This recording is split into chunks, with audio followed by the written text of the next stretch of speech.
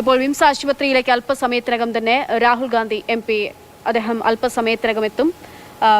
Felix വിവരങ്ങൾ നൽകാനായിട്ടുണ്ട്. Felix, ആശ്വാസവാക്കുകളും കൂടെയുണ്ടെന്നുള്ള വാക്കുകളും ഒപ്പം തന്നെ ചേർത്ത് പിടിക്കലുമായിട്ടാണ് ജനപ്രതിനിധികളും മുഖ്യമന്ത്രിയും MP ഒക്കെയുമാണെങ്കിലും എത്തുന്നത്, അവിടെ വയനാട്ടിലേക്ക് എത്തുന്നത്.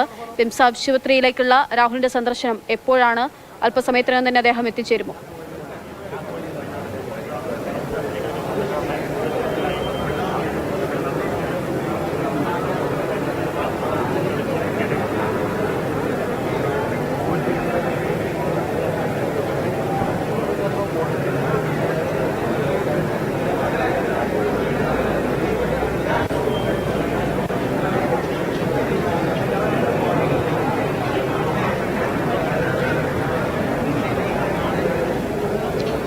തീർച്ചയായും അല്പസമയത്തിനുള്ളിൽ തന്നെ രാഹുൽ ഗാന്ധി വിംസ് ആശുപത്രിയിലേക്ക് എത്തും. ഇവിടെ എത്തി രോഗികളെയൊക്കെ അദ്ദേഹം സന്ദർശിക്കും.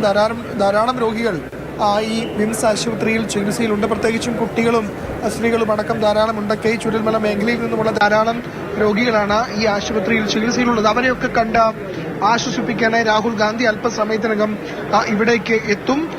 ഏതായാലും രാഹുൽ ഗാന്ധി നേരത്തെ ഏറ്റവും ആദ്യം ചൂരൽമലയിലെത്തി ഈ സംഭവം നടന്ന സ്ഥലത്തിൽ സന്ദർശനം നടത്തിയിരുന്നു. അവിടെ നിന്ന് കാര്യങ്ങളൊക്കെ തന്നെ അദ്ദേഹം വിശദാംശങ്ങൾ ചോദിച്ച് മനസ്സിലാക്കിയതിനു ശേഷം അദ്ദേഹം പിന്നീട് മേപ്പാടിയിൽ തന്നെ എത്തി.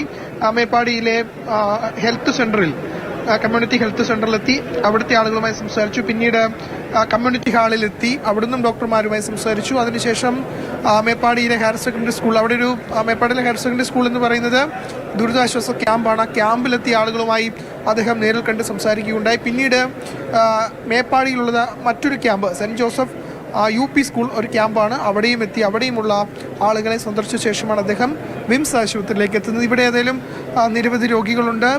ഗുരുതരമായി പരിക്കേറ്റവരടക്കം ചികിത്സയിൽ കഴിയുന്ന ഒരു സ്ഥലമാണ്. പ്രത്യേകിച്ചും ഭാഗ്യം കൊണ്ട് അല്ലെങ്കിൽ അത്ഭുതകരമായി രക്ഷപ്പെട്ട ധാരാളം ആളുകളെ വിംസ് ആശുപത്രിയിൽ നമുക്ക് കാണാൻ കഴിയുന്നുണ്ട്. അങ്ങനെയുള്ള രോഗികളെ കണ്ട് സമാശ്വസിപ്പിച്ച് അവർക്ക് പറയാനുള്ളത് കേൾക്കാനായി രാഹുൽ ഗാന്ധിയും പ്രിയങ്ക ഗാന്ധിയും അല്പസമയത്തിനകം ഇവിടേക്ക് എത്തും. ഈ ദുരന്തത്തിൻ്റെ വ്യാപ്തി എത്രത്തോളം ഉണ്ട് എന്ന് നമ്മൾ മനസ്സിലാക്കുന്നത് ഒന്ന് നമ്മൾ ആ സംഭവ സ്ഥലം സന്ദർശിക്കുമ്പോഴാണ്. മറ്റൊന്ന് ഈ പരിക്കേറ്റ് അല്ലെങ്കിൽ ഉറ്റവരെ നഷ്ടപ്പെട്ട വേദനയിൽ ഈ ആശുപത്രിയിൽ കഴിയുന്നവരെയാണ്. അവരെ കാണാനായി എത്തുക, അവരെ ആശ്വസിപ്പിക്കുക എന്ന് പറയുന്നത് ഈ സമയം വളരെ പ്രധാനപ്പെട്ട ഒന്ന് തന്നെയാണ്. കാരണം ഒരു കുടുംബത്തിലെ മുഴുവൻ ആളുകളും നഷ്ടപ്പെട്ട ഒരാൾ മാത്രമായി അവശേഷിക്കുന്ന ധാരാളം കുടുംബങ്ങളുണ്ട്. അവർക്ക് ഒന്ന് കെട്ടിപ്പിടിച്ച് കരയാൻ പോലും അല്ലെങ്കിൽ അവരുടെ സങ്കടം കേൾക്കാൻ പോലും ആരുമില്ലാത്തൊരവസ്ഥയിൽ ഒരു നേതാവ് എത്തുന്നു എന്നത് ആ ആളുകളെ സംബന്ധിച്ചിടത്തോളം തീർച്ചയായിട്ടും ആശ്വാസം നൽകുന്ന ഒന്ന് തന്നെയാണ്. അങ്ങനെ വിംസ് ആശുപത്രിയിൽ ഇപ്പോൾ കഴിയുന്ന ആളുകളെ, അതായത് ഗുരുതരമായി പരിക്കേറ്റ് ചികിത്സയിൽ കഴിയുന്ന ആളുകളെ സന്ദർശിക്കാൻ